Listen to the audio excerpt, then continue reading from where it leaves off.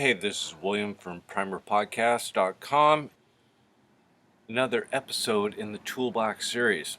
So, here's my Japanese toolbox. I am by no means an expert on Japanese tools. I would highly recommend going to lemongrasspicker.com or lemongrasspicker YouTube channel. Way more information than I can give you here. I learned from him. I'm just passing on some information. So here's my basic box. You can pick up most of the basic tools for a couple $100 off of Amazon. Be careful of what you're getting. Some of the stuff is crap. Some of it is entry level. Some of it is high end. Depends where you're at. For me, I was kind of like mid-entry level. Did I buy a couple things that I probably shouldn't have? Yeah, but they're handy. And then some stuff I made and some stuff were extras in the shop, so I put it in the toolbox. And again, one of the whole points with this series is being organized, keeping all your stuff together, knowing what you have, and being able to access it when you need it. Once I take the top off, I just have some crappy 3/4 inch plywood. This gives me a work surface that I don't mind digging up, hitting with a chisel. It's better messing up some scrap rather than messing up your nice workbench. And all I did was just, put some linseed oil on this. I don't know. So first up are chisels. What are you doing? Japanese chisels are quite a bit different than Western chisels. There's a whole process that you need to go through, especially when you buy mid-level range or even a high-level range on Amazon or wherever to fine-tune them. Again, lemongrass picker. For me, I would highly recommend 3, maybe 4 chisels that are varying sizes. There's a scalloped edge back here. I don't know. There's some science behind that, and they've been doing it for centuries. They got to be better than us. Nice, good bevel. When you buy them, what's this called? Okay, well, you have to do some work with them to get them to suit your needs. So you can get this nice mushroom how you like it, the handles how you like it, and final sharpening. I did these to $7,000. But you can usually get away with a set of 3, small, medium, large. I went with the extra large. Am I going to measure these for you? They're all in millimeters. Nah. It's easy to find. If you were to translate this into Western carpentry, this would be like a 3/4, 1/2 inch, 1/4, 1.5. But when you're dealing with Japanese chisels, it's all in millimeters. Just get a basic set. That's all you need. And some places store them. The other thing you're going to need when you get into Japanese woodworking are a couple of saws.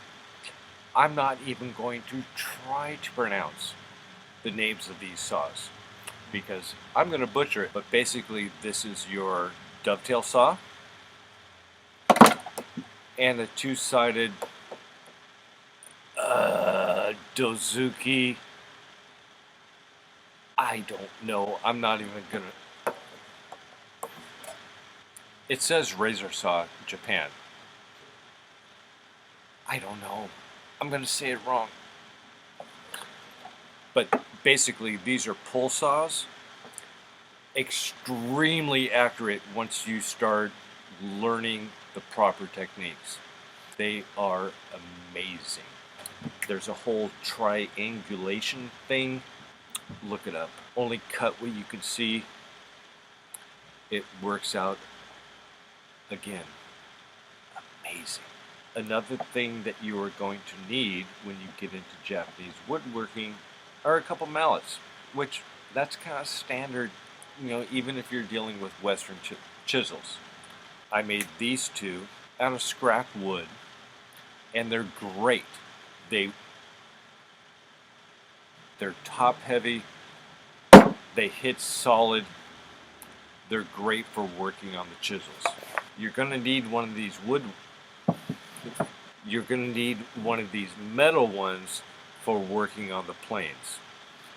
I know it doesn't seem to make any sense, didn't make any sense to me until I screwed one up, and then it was like, oh, that's what it's for. In your arsenal, you're also going to need a couple katanas. Did I say that right? I think I said that right. Japanese planes.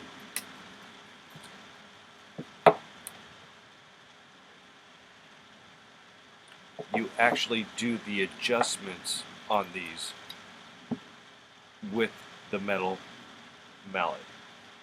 I know, doesn't make any sense, but it works, and that's how you're supposed to do it. This is good for like chamfering edges and fine-tuning stuff. This bad boy is for, you know, hogging out, you know, like big material. And again, once you buy them, put a decent edge on there.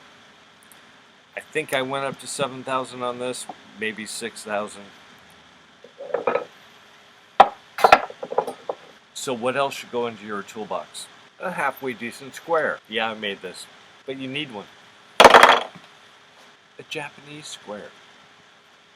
Well, it's not really square, it's more 45 degrees.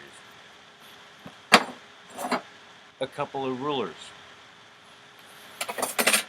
You're going to need yourself a nice, good marking gauge. I think this one is from Lee Valley. An awl. A semi-decent carving knife. Last of all, a pencil. Now, if you've been watching my videos, I'm assuming that you're wearing a shop apron, so then you also have basic tools such as tape measure, might have a block plane, speed square, a couple of other marking tools, the stuff that you're used to. You know, of course, my favorite 8-in-1, because I always carry one. The box is mediocre. It was made out of mediocre wood, but to get started, a couple $100, some time learning, well worth it. The Japanese woodworking aspect has totally upped my game as far as a carpenter. I highly recommend not necessarily these tools. Get yourself a basic setup and you will be amazed at what you can do. Japanese stuff, whole nother game. Thanks for watching. Click that subscribe button. It really helps out. Leave a comment and I'll get back to you when I can. And don't skimp on the primer.